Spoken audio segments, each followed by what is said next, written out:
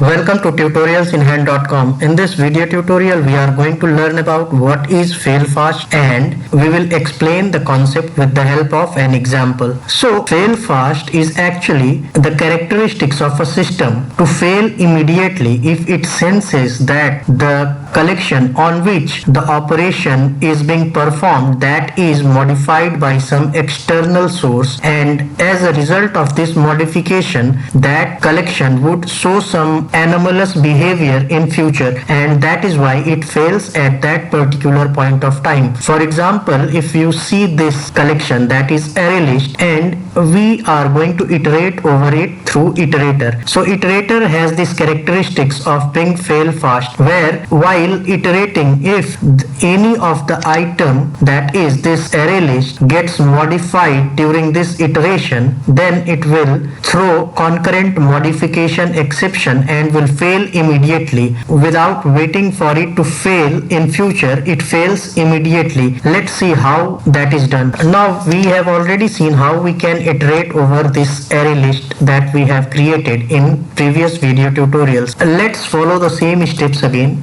Dot has next, and let's take the next element in one of the variables, that each element that we pick during the iteration as token, and that will be itr.next. So each element, here we are not printing the each element that we have done in previous video tutorial, rather we are picking the next elements each time and storing it in the token, and there is a purpose why we are doing this. So we have used it in token. Now if the token dot equals is a method that checks whether two string object exactly similar or not in terms of what we say sequence of characters. For example, if this token dot equals this samosa, then what we will do, we are going to remove this particular element samosa from the list that we have got. So let's try to remove it. So we have got items dot remove method, right? So if we try to modify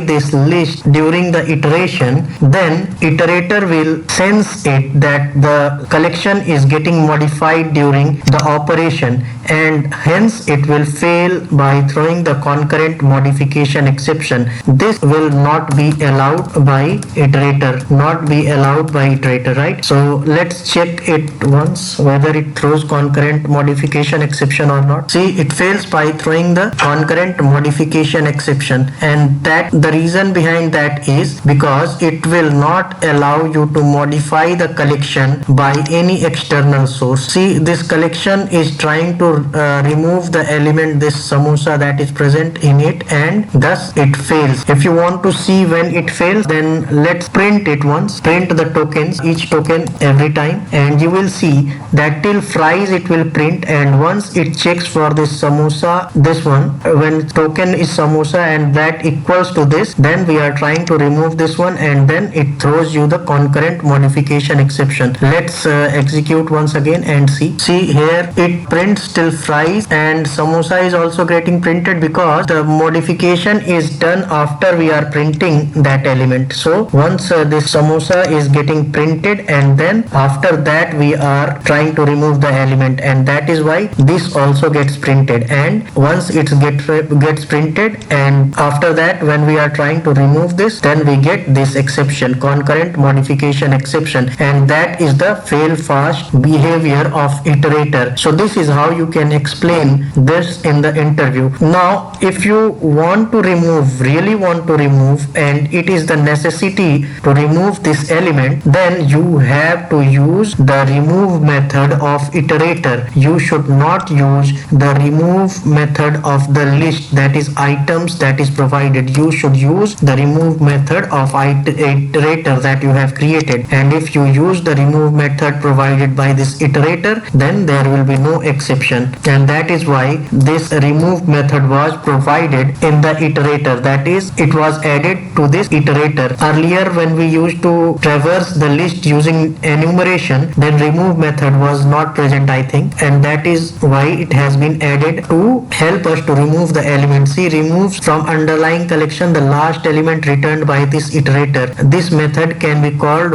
only once per call to next. See, it can be used only once per call to next. Okay, so this this is how you can remove this element and you can save yourself from being encountering this concurrent modification exception. Let's now execute and see whether we get any exception or not. And see, this time it removes this particular element and we do not get any error. And now if you print the list after modification, here we have seen these are the elements present, right, before modification, which is getting printed from here before we have done any modification on this list. And once everything gets complete, if we try to print this item once again, you will see that this particular element has been removed. And let's check this. So this is the item that is present after modification. So let's give comment after modification. So after modification, what are the items in the list? Let's execute this and see. See, after modification we have this burger, cheeseburger, fries, and after fries you see samosa has been removed. You see there was samosa between fries and pasta which has been removed now because we have used itr.remove and it removes the last element that has been provided by itr.next. And in that sequence, when we removed it, it provided you samosa as a token, and